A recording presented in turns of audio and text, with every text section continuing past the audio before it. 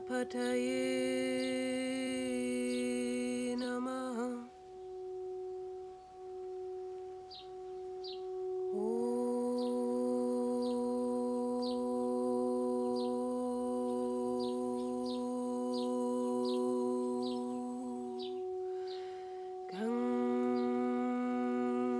Ganapataye Namaha. Om Ganapataye Namaha. Om Ganapataye Namaha.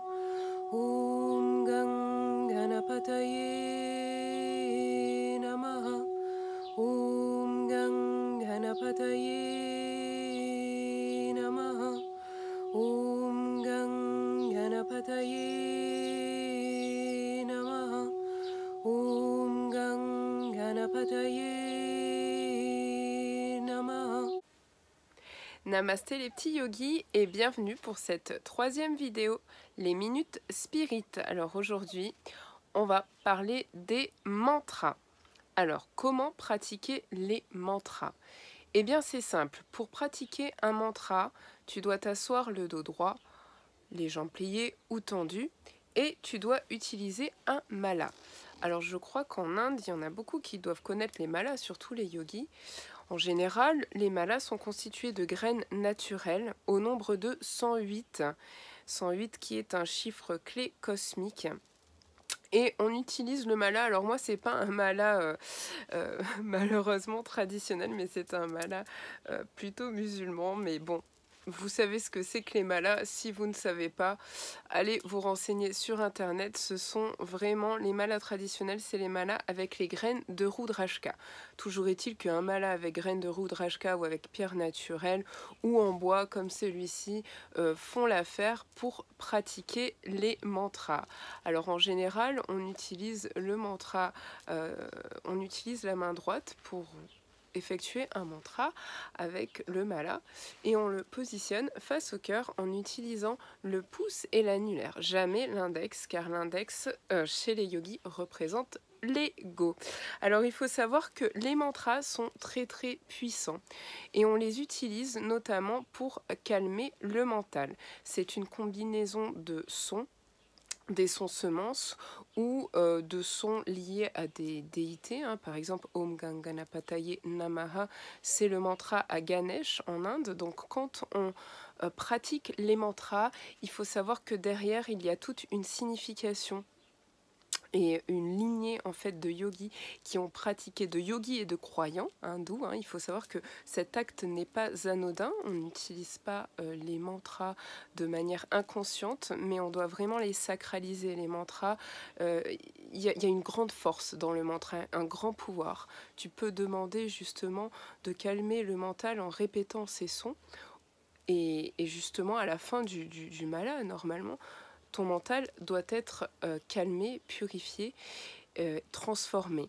Le but vraiment des mantras, c'est calmer le mental, mais aussi, attention, appeler à nous certaines énergies. Et il y en a beaucoup qui ne sont pas conscients de cela.